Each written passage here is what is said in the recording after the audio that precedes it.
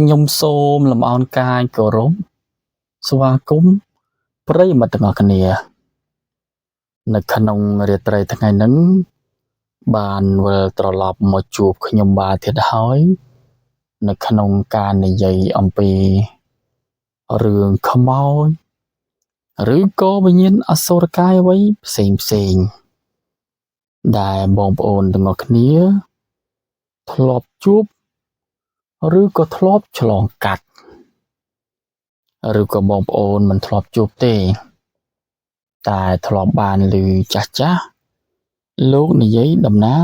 តគ្នាប្រាប់អញ្ចឹងនៅក្នុងរាត្រីថ្ងៃនេះក៏ដូចជារាត្រីមុនដែរខ្ញុំនឹងត្រៀមជាសាច់រឿងដើម្បីនឹងលើកយកមកនិយាយប្រាប់ប្រិយមិត្តទាំងអស់គ្នាឲ្យបានស្ដាប់លេងកម្សាន្តសាច់រឿងដែលខ្ញុំនឹងត្រូវលើកយកមកនិយាយក្នុងរាត្រីថ្ងៃនេះគឺបានមកពីបងស្រីម្នាក់ដែលគាត់មានឈ្មោះថាបងលាក់គាត់ជាអ្នករស់នៅខាងខេត្តកំពតហើយកាលពីម្សិលមិញប្រហែលជាម៉ោង4រសៀលល្ងាចបងលាក់ក៏បានតាក់ទងមកខ្ញុំដើម្បីផ្ញើជាសាច់រឿងរបស់គាត់ហើយឥឡូវហ្នឹងខ្ញុំក៏បានទទួលជាសាច់រឿងរបស់គាត់រួចទៅហើយដែរអញ្ចឹងនៅក្នុងរាត្រីថ្ងៃហ្នឹងខ្ញុំនឹងលើកយកសាច់រឿងរបស់បងលាក់មកនិយាយបងលាក់គាត់បាននិយាយថានៅក្នុងឆ្នាំ2006កាលនោះគាត់ទើបតែរៀបមង្គលការបានរយៈពេលប្រហែលជា1ឆ្នាំជាងហើយគាត់ថានៅក្នុងភូមិរបស់គាត់ហ្នឹងគឺនៅជិតមាត់ស្ទឹងហើយការប្រើប្រាស់ទឹកអីហ្នឹងគឺគេប្រើប្រាស់ទឹកស្ទឹងគាត់ថានៅក្នុងចំនួននោះទឹកស្អាតគឺមិនតាន់តដល់ភូមិរបស់គាត់ទេអញ្ចឹងអ្នកភូមិរបស់គាត់ទាំងអស់ហ្នឹងគឺគេតែងតែប្រើប្រាស់ទឹកស្ទឹងហ្នឹងទាំងងូតទាំងដាំបាយទាំងបោកខោអាវផ្សេងហ្នឹងពួកគេហ្នឹងតែងតែមកបោកនៅមាត់ស្ទឹងហ្នឹងតែគ្រប់គ្នាហើយបងលាក់គាត់ថាចំនួនហ្នឹងគាត់ទើបតែមានកូនខ្ចីដល់អញ្ចឹងខោអាវគាត់វាច្រើនគាត់ទៅផងខោអាវផងវាច្រើនអញ្ចឹងគាត់ត្រូវតែមកបោកខោអាវសឹងតែរាល់ថ្ងៃហើយគាត់គឺលបលបងប្អូនគាត់តនេតែពេលចិត្តភ្លឺហ្នឹងទេព្រោះថាគាត់ត្រូវការមើលកូននឹងធ្វើម្ហូបដើម្បីទទួលប្តីព្រោះប្តីរបស់គាត់ទៅធ្វើការអញ្ចឹងមិនបានមកជួយមើលកូនទេត្រូវតែមកផ្លែដើម្បីហូបបាយបងលាក់គាត់ថាឲ្យតែពេលព្រឹកមកចូល5គាត់នឹងមកបោកខោអាវព្រោះថាពេលទំនេររបស់គាត់មានតែពេលហ្នឹងទេអញ្ចឹងបងលាក់គាត់តែងតែក្រៅពីម៉ោង5អីហ្នឹងគាត់ចាប់ដើមទូកធុនរបស់គាត់មកបោកហើយព្រោះជំនាន់ហ្នឹងគាត់ថាមានកធុនជាប់មួយដើម្បីមកបោកខោអាវហ្នឹងនៅមាត់ស្ទឹងហ្នឹងហើយគាត់ថាមាត់ស្ទឹងហ្នឹងនៅពេលល្ងាចនិងពេលព្រឹកគឺសវោអ្នកភូមិគេមកមុជទឹកនៅហ្នឹងអ្នកខ្លះគេបោកខោអាវទៅខ្លះគេមុជទឹកលេងគឺច្រើនមែនទែនហើយបងលាក់គាត់ថានៅថ្ងៃមួយគាត់ទៅចម្លែកគាត់ងើបពីម៉ោង5ពេលហ្នឹងម៉ោង5គាត់ថានៅល្ងិតទេហើយពេលហ្នឹងគាត់ក៏បានរៀបចំខោអាវកតោបកូនរបស់គាត់ជាច្រើនដាក់ក្នុងកធុននិងសាប៊ូនិងច្រាសហើយហ្នឹងដើម្បីទូមកមាត់ស្ទឹងហ្នឹងដើម្បីបោកខោអាវហើយពេលដែលគាត់មកដល់ស្មាត់ស្ទឹងហ្នឹងគឺមេឃហ្នឹងវាមិនទាន់ភ្លឺច្បាស់ទេវានៅស្រាំងគាត់ក៏រៀបចំបោកខោអាវហើយថ្ងៃហ្នឹងវាចម្លែកបងប្អូនគាត់ថារហដងឲ្យតែពេលចិត្តភ្លឺអញ្ចឹងនឹងមានអ្នកភូមិគេមកបោកខោអាវនឹងដែរហើយអ្នកខ្លះក៏គេមកមុជទឹកដល់ថ្ងៃហ្នឹងគឺចម្លែកបងប្អូនគឺមិនមានមនុស្សសំបីតែម្នាក់មកមាត់ទឹកហ្នឹងហើយបងលាក់ក៏រៀងព្រឺសបល់ដែរបងប្អូន ព្រោះគាត់មកបោកអាវនៅមាត់ស្ទឹងតែឯងហ្នឹងគាត់រៀងខ្លាចដែរតែធ្វើម៉េចបើគាត់ជ្រុលមកហើយត្រូវតែបោកបងលាក់គាត់ថាគាត់កំពុងតែបោកខោអាវស្រាប់តែមានរលកទឹកបងប្អូនរលកទឹកដូចវាដូចជាផុសហ្មងដូចត្រីហ្នឹងផុសធំពេនផុសបងផុសនៅកណ្ដាលស្ទឹងហ្នឹងផុសដូចវាផុសដូចថាមានត្រីវាផុសទឹកអញ្ចឹងបងលាក់គិតតាមមកជាត្រីហ្នឹងប្រពឹងគឺស្ងាត់មកត្រីច្រើនត្រីវាបរហាញខ្លួនអញ្ចឹងណាបងលាក់ក៏បោកខោអាវបន្តទៀតគិតតែញីខោអាវទៅតែដល់គាត់ញីខោអាវគាត់ក៏បានញីបោកខោអាវមកផ្សារហើយมันគាត់ទៅដូរទឹកលាងសម្អាតទឹកថ្មីអញ្ចឹងណាពេលដែលគាត់កំពុងតែចាក់ទឹកប្រហូរដើម្បីដងទឹកថ្មីស្រាប់តែគាត់មើលទៅពីចម្ងាយបងបើចម្ងាយពីគាត់ហ្នឹងហើយចូល3ម៉ែត្រហើយមេឃវាច្បាស់តិចៗមកវាច្បាស់ហើយទឹកនោះវាថ្លាផងគាត់ក៏មើលឃើញថាដូចមានស្អីខ្មៅស្ទុះបងបាននិយាយទៅមកគិគាត់មកអង្កលគិគាត់ហើយគាត់ក៏ស្មានតែគល់ឈើក៏អីចឹងតែគាត់ថាបើគល់ឈើមិនបើក្មេងៗលោតនឹងរាល់ថ្ងៃលោតមួយទឹកលេងនឹងរាល់ថ្ងៃមិនមានគល់ឈើទេដល់គាត់មើលទៅវាចិត្តតែមកចិត្តគាត់ដល់គាត់មើលច្បាស់បងគាត់ថាឃើញតសៃសក់មនុស្សដូចថាយើងមនុស្សស្រីមួយទឹកហ្នឹងបងគឺសក់នោះវាណែតមកលើអំភើឡើងអញ្ចឹង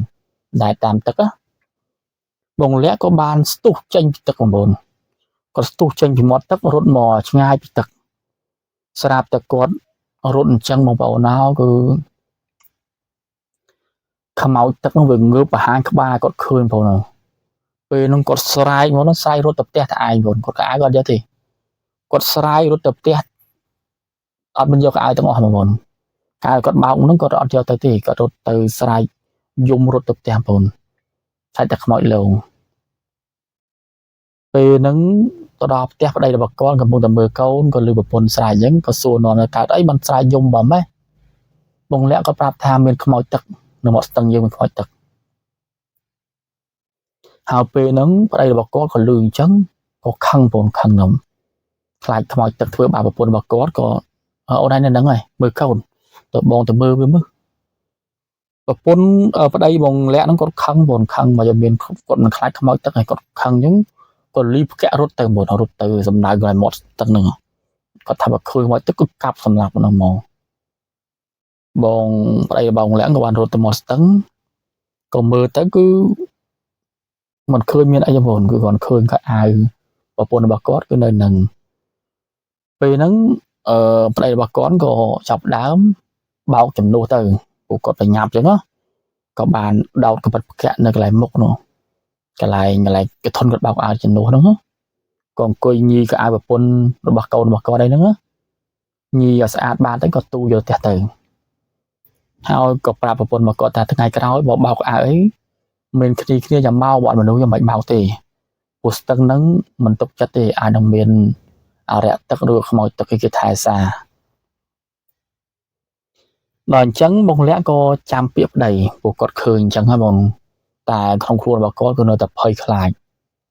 រាល់ថ្ងៃដល់គាត់ឃើញស្រស់ពេកដល់អញ្ចឹងឪពុកក្មេកបងលាក់ហ្នឹងឪពុកក្មេកបងលាក់គាត់នឹងម្ដាយក្មេកហ្នឹងគេខ្លាចបងលាក់ហ្នឹងគាត់ទាស់ព្រោះគាត់កូនខ្ចីហើយគាត់ត្រូវខ្មោចលើបន្លាចហ្នឹងខ្លាចគាត់ទាស់អញ្ចឹងក៏បានទៅហៅតាចាឲ្យគាត់មកសូត្រមន្តតិចតួចមើលវាយើងសូត្រស្រែអង្គតិចតួចណាក៏មកឲ្យគាត់ទាស់ខ្លាចគាត់ភ័យដល់ទាស់ទៅឈឺពេលនោះតាចាក៏បានមកសូត្រមន្តហ្នឹងមកគូសយកកបោមុនកបោគូសតាមសតាមផ្ទះហ្នឹងសផ្ទះទូអីហ្នឹងដើម្បីកុំឲ្យមានព្រាយបិសាចមកតាមយាយដល់ផ្ទះហើយពេលហ្នឹងបងលាក់ក៏ថាកន្លងបានមកចូល3ថ្ងៃស្រាប់តែមើលពេលថ្ងៃបងប្អូនពេលថ្ងៃvàoម៉ោង2ហ្នឹងក្មេងៗអាយុប្រហែលចូល10ឆ្នាំ8ឆ្នាំហ្នឹង4 5នាក់វាទៅមុជទឹកហ្នឹងក៏បានលងបងលងក្មេងម្នាក់អាយុ10ឆ្នាំ ហើយនៅពេលហ្នឹងគ្រួសារហ្នឹងក៏បានជួគេមករាវបងមកលឹបរាវមើលនៅពេលហ្នឹងលងម្នាក់ហ្នឹងក៏បាន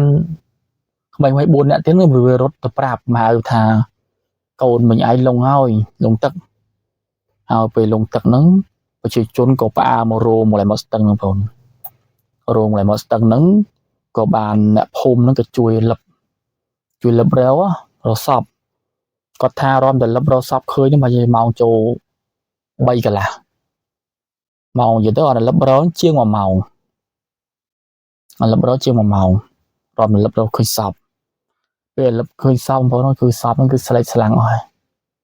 វាផឹកទឹកឆ្អើតវាផឹកទឹកឆ្អើតស្លេកស្លាំងអស់លេងពេលហ្នឹងម្ដាយបងប្អូនម្ដាយរត់ឃើញកូនលងទឹកឃើញរកឃើញសពយំបោកខ្លួននៅមាត់ទឹកហ្នឹងបងចំណែកឪពុកហ្នឹងក៏យំដែរបងឪពុកសពហ្នឹងក៏យំដែរយំទាំងអស់គ្នាចំណែកជីដូននេតាវិញនិយាយតាក៏យំស្ដាយដល់ចៅមិនគួរមកមុជទឹកលេងលងកើតហើយពួកហ្នឹងគេឆ្ងល់អញ្ចឹងបងប្អូនគេឆ្ងល់ថាក្មេងប្រុសម្នាក់ហ្នឹងមិនមែនអត់ចេះហាត់ទឹកទេគឺគាត់ចេះហាត់ទឹកព្រោះក្មេងនៅក្នុងភូមិហ្នឹងនិយាយទៅ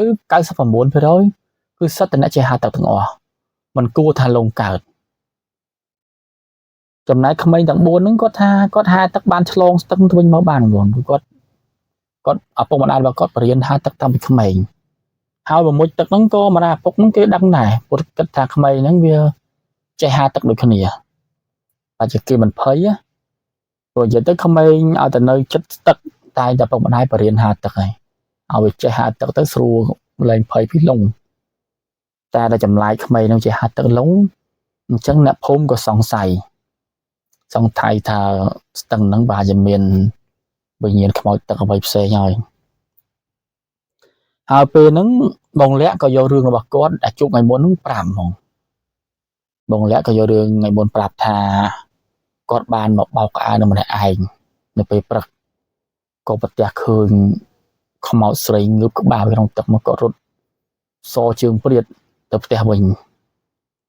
ហើយអ្នកភូមិក៏បានចាប់ដើមដឹងរឿងថាប្រហែលជាមានខ្មោចទឹកហើយព្រោះក្មេងៗនៅក្នុងភូមិនឹងភាគច្រើនគឺសិតតែអ្នកចេះហាត់ទឹកហើយក្មេងប្រុសដែលស្លាប់ហ្នឹងក៏ចេះហាត់ទឹកដែរมันគួរស្លាប់ស្រួលទេអញ្ចឹងអ្នកភូមិក៏ចាប់ដើមសង្ស័យនឹងឡើយហ្នឹងតែខ្មោចហ្នឹងគឺយកទៅធ្វើបន់តាមប្រពៃណីសិនហើយពេលហ្នឹងចាស់បងចាស់នៅក្នុងភូមិហ្នឹងគេចាប់ដើមបំរាមការពារគេថាបើក្មេងៗមុជទឹកទើបតែមានចាស់នៅជាមួយមិនឲ្យមកមុជទឹកតាមអំពើចិត្តដូចមុនទៀតទេព្រោះបើក្មេងៗលងទឹកទៅបើមានចាស់នៅចិត្តអាចជួយតន់បើក្មេងៗតែគ្នាវាទេវាមុជទឹកបើមានចាស់នៅចិត្តទេខ្លាចយើងអត់មានអាចជួយគាត់ទេអញ្ចឹងទើបតែមានចាស់មកមុជបានក្មេងៗមកមុជបានបំរាមនោះគឺប្រាប់ភូមិរបស់គាត់ទាំងអស់ហ្នឹងគឺផ្ដាំព្រោះថាគេគិតថាក្នុងទឹកហ្នឹងបើជាមានអរិយទឹកឬក៏វិញ្ញាណខ្មោចទឹកនៅក្នុងហ្នឹងហើយពេលហ្នឹងគាត់ថាមានបងម្នាក់បងលាក់គាត់ថាមានបងប្រុសម្នាក់គាត់ជាអ្នកបងសំណាញ់គាត់តែងតែក្រោកពីព្រលឹមដូចគ្នាគាត់ថាឲ្យទៅពេលព្រឹកបងម្នាក់ហ្នឹងគឺគាត់ក្រោកពីព្រលឹមមកបងសំណាញ់ហើយវាតែម៉ោង4មកហ្នឹងគាត់ក្រោកពីម៉ោង4មកបងសំណាញ់ម្នាក់ឯងនៅមកស្ទឹងហ្នឹងបងម្នាក់ហ្នឹងគាត់ថាគាត់កំពុងឈរបងសំណាញ់ឲ្យតាមម៉ោង4កន្លះហ្នឹងវានៅល្ងឹតគាត់ថាពេលដែលគាត់បងសំណាញ់គាត់កំពុងតែទាញសំណាញ់គាត់ឃើញមនុស្សស្រីម្នាក់គឺអង្គុយមាត់ច្រាំងទឹកហ្នឹងតែម្នាក់ឯងទេហើយដៃគឺអោបក្បាលជង្គង់អោនមុខចុះហើយសក់គឺវែងឡាយហើយបរិះហ្នឹងគាត់ឃើញអញ្ចឹងគាត់ស្មានតែមានពីណាគេពិបាកចិត្តគាត់ស្មានតែមានមនុស្សស្រីពីណាគេមកពិបាកចិត្តต้องលោតទឹកសម្រាប់ខ្លួនអញ្ចឹងគាត់ក៏បានទាញសំណាញ់ហើយគាត់ក៏បានដើរទៅមើលស្ត្រីហ្នឹងព្រោះខ្លាចលោតទឹកសម្រាប់ខ្លួនអីពេលដែលគាត់ដើរទៅដល់ចិត្តបងប្អូនប្រហែលជាសល់2ម៉ែត្រស្ត្រីម្នាក់ហ្នឹងក៏លោតទឹកប្រងទៅបរិះម្នាក់ហ្នឹងគាត់បង្លោតទៅដែរតែគាត់រាយចិត្តបងប្អូន rồi chợt chặt chồm còn mơ mảnh phải chừng mẹ mình lột tật đấy còn mơ bây giờ ngày mà nhá có thằng em lột tật đấy ở trong màu tật mẹ đâu có hay nhưng mà bồn là còn mình lột tám bây giờ màu đến tiền có tao bật này màu nhắn cứ vậy tới bằng pro rôm bồn vậy những pro rôm bằng chặt mòn màu nhắn cứ kinh cùi chẳng cùi mà này ai nó mọt tật thôi đi ngầu sừng hạt á tôi trong lột tật chẳng hai bà dương khơi cái lột tật hay dân tịch chuối và hai chỉ màu tật nó cứ nông tiền như thế này anh ấy chỉ bầm rám á là dương từ rồi trời một tờ lê một tầng ngày đứng dương cua vào một giặt về dương rồi trời tại nhá bà khơi mình cua cá dương gồng chùn cá màu tật nó việt thưa dương cùi và bạ chất mà này ai là một tật hồi đó bị lột tật tới dương lột tam chui vía cứ viên đằng kia như tập bạch anh đang chỉ bầm rám chả có sọc rạp vì nắng bô mà nắng của con mình hiện lô tới đây còn các bạn giờ này mà có một tè họ có cho đứa nó làm đẹp hùng này có thể bao giờ này pe rất khơi một sợi mình nè coi một tập tại hồi sọ với coi áo qua cho cùng họ có khơi coi nhấn có đà là số nom thà cả ấy nhấn á còn là có đà chút đó lột tóc pro rất là đừng họ có phòng đừng lột thì chui ra đây tại có cái tay mình xua mình đam mình xây mình xây nó mong coi mình ai tăng về lầm nó bằng lột tật có tốt chất có cầm hiền lột tạm này ngày nó có thang còn người ta dụ con về nhé mà có lột tạm ấy cứ slap mặt đấy mình ruột thì đào pe nó chắp đau là bay mà là bay rồi thà tầng nâng mình khỏi tật đó là bay mình khỏi tầng chân mê khung xong cắt nó không đắng á mê phum nó không phum nắng có bàn chắp đào sna đã bị sna sông màu thà lơ đứng kia cái cu to tật to bọn tật xa nữa một chỗ đọt tè tam phum ấy mà phum chạy về tam tè từ phô thà và bà mày như con nó sẽ đắp ai ta vừa từ một tật bàn đánh trắng mê phum cái đạp bị sna sông màu to tật xa châu phum là bạc quạt về nó còn bên cái đánh thay bọn cái đánh thay đầm bầy to tật xa trong phum nữa còn mình cái đánh thay nó có bàn cho ở ông nhà mua này còn đánh thay tật xa trong phum nữa họ đợt tật xa cái to rồi tới nè phum mà đông nắng cầu kỳ mình xây bàn màu prao tật tầng này phía trán cứ nè bong sầm nánh ở đầu trời đại một tầng nằng bờ khmei mình còn màu đàiแต่màu chỉ mỗi bong bảo ôn kế rồi gặp một đài mình ao màuแต่khnia khmei khnia kia thì lại mình cột thằng nào về nắng bông lẽ có thang trẻ bông bồn có thang về là to tật xa tháo còn miền chả một chùm nón á chả một chùm nón còn mình thọp một tật thì còn em thọp lo vào một tật tấn nó để chả luôn còn nó để trong một có thang còn lo ban và châu cả lá chân nằm cứ miền gì mình nè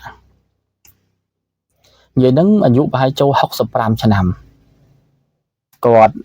thọp là một tật tầng chẳng có áp pro mày còn chẳng là một tật tầng với chân nành và còn một tật té vì ở tật cái lẩu tràn chẳng ngao vì mình để chạm đọc luôn còn bình chẳng á còn trong tram lên tầng nó thọp bị mấy nó có tram tật tầng lênสบายthì chạm luôn đánh chẳng dây đứng có tayแต่máu một tật nó tại gì về đại cột mà một tật tại chẳng có thà ẩn bên là màu chùm mùi gì có bạch gì đằng tồn có bạch gì nắng ở đây bà con có đa xua cái đèn tồn đa xua không phun mình khơi một phun gọt đà ta là bây cái đa rau đa xua cái tứ có khơi xà rong là bà con cứ bọt cọt bọt ở mồm rong nó cọt bọt chĩa bay phần nót á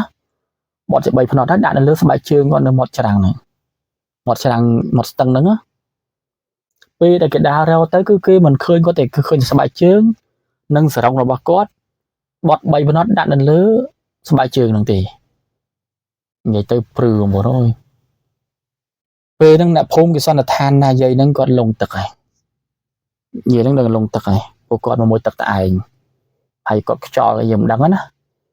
về nâng ta nó có bàn bắt đại dây đắng á có bàn ស្ដីអ្នកភូមិថ្មីកម្លាំងហ្នឹងឲ្យមកជួយមួយទឹករាវរលសពប្រពន្ធរបស់គាត់ក្មេងអ្នកភូមិដែលមានកម្លាំងពេញកម្លាំងហ្នឹងបងក៏បាននាំគ្នាលឹបរលបងលឹបរលសពយាយហ្នឹងបើចូលយាយហ្នឹងមកសព2ម៉ោងបងបានរកឃើញសពយាយហ្នឹងគឺនៅតោងបងតោងគល់រាំងនៅកដាស្ទឹងហ្នឹងតោងគល់រាំងកវៃនិយាយទៅយាយហ្នឹងគឺស្លាប់ដោយសារគេទាញជើងបងកជើងរបស់គាត់គេធ្វើកសោបច្ច័យឃើញស្នាមជាប់ស្នាមនៅកញ្ញៅដៃជាប់បង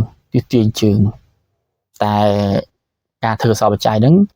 គេមិនសន្និដ្ឋានថាខ្មោចទឹកទេគេសន្និដ្ឋានថាបដិហេតុគឺលងទឹកព្រោះថាវិទ្យាសាស្ត្រគេមិនជឿទេគេមិនជឿថាមានខ្មោចទឹកមានអ្វីផ្សេងអត់មានជឿទេតែគ្រាន់តែឃើញថាអ្នកភូមិអ្នកគេនៅក្នុងភូមិហ្នឹងគេជឿព្រោះឃើញកជើងយាយហ្នឹងមកចំហៀងហ្នឹងគឺគាត់ស្នាមបងស្នាមគេចាប់ទាញស្នាមកញ្ញាំដៃហ្នឹងគឺចាប់ទាញនឹងជាប់បងហើយខាងលើក៏អត់មានទេគឺស្អាតស្នាមមានកជើងក៏ស្នាមជាប់ដែរពេលហ្នឹងប្តីយាយហ្នឹងតាក៏យំមណិតដែរបងថាគិតក៏ស្ដាយយាយហ្នឹងថាគ្រាន់តែទឹកប៉ុណ្ណឹងក៏មិនហ៊ានមួយអន្ទះទៅគិតមកមួយទឹកទឹងម្នាក់ឯងហើយពេលមកហ្នឹងក៏មិនប្រាប់គាត់ទៀតហើយដល់ពេលស្អប់គឺតាមមកមួយតឯងហើយតាហ្នឹងក៏បានយកសពប្រពន្ធរបស់គាត់ទៅធ្វើបន់តាមប្រពៃណីទៅ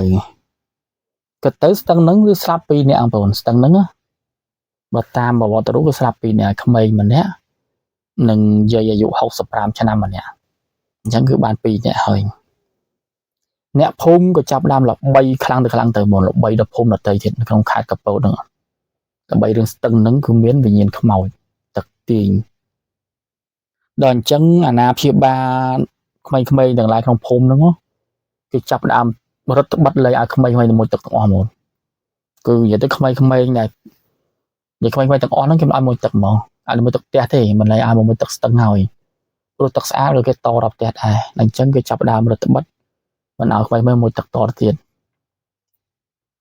ចំណែកចាស់ហ្នឹងក៏គាត់ល្អដែរតាំងពីយាយមួយហ្នឹងគាត់ស្លាប់មកចាស់ក្នុងភូមិដែលគាត់ចង់មកមួយទឹកស្ទឹងហ្នឹងក៏ចាប់ដើមកាត់បន្ថយបងកាត់បន្ថយការមុជទឹកក្នុងស្ទឹងតទៀតដែរហើយពេលហ្នឹងមានលោកគ្រូម្នាក់លោកគ្រូហ្នឹងគ្រូសុគ្រីវត្តគាត់វាគាត់ចេះមន្តអាគមខ្លះដែរលោកគ្រូសុគ្រីវត្តហ្នឹងគាត់ដឹងថាមានស្ទឹងហ្នឹងមានវិញ្ញាណខ្មោចទឹកអញ្ចឹងហើយគាត់ឃើញអ្នកភូមិចិត្តតែស្លាប់ច្រើនអញ្ចឹងលោកគ្រូសុគ្រីវហ្នឹងក៏មានវិធីដែរបងលោកគ្រូសុគ្រីវហ្នឹងក៏បានចាជាកថានិយាយទៅដឹងពិតណាខ្ញុំមិនឮបងលាក់គាត់និយាយប្រាប់ទេកថាលោកគ្រូសុគ្រីវហ្នឹងគាត់ចាជាកថាបាយចូល5កថាគាត់ចាហើយលោកគ្រូសុគ្រីវហ្នឹងក៏បានយកទឹកស្ទឹងហ្នឹងនឹងធូបសោតបល័យមិនក្រមិនដឹងណាសោតហើយក៏យកកថាហ្នឹងគប់ទៅក្នុងស្ទឹងហ្នឹង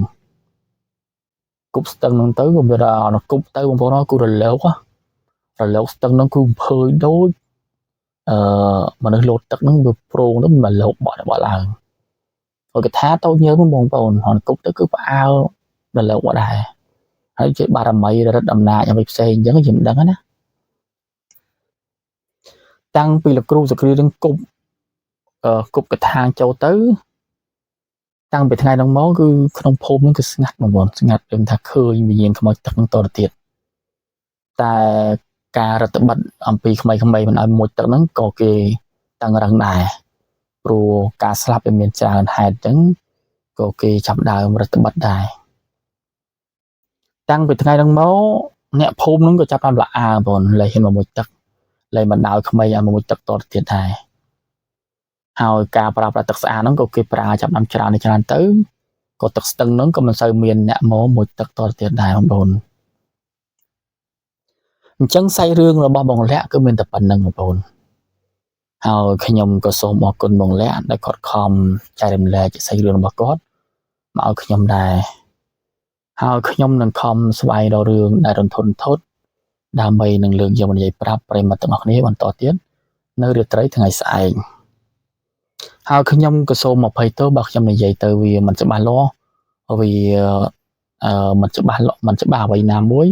សូមអភ័យទោសបងប្អូនអញ្ចឹងនៅក្នុងរាត្រីថ្ងៃហ្នឹងខ្ញុំក៏សូមអរគុណនិងសូមជម្រាប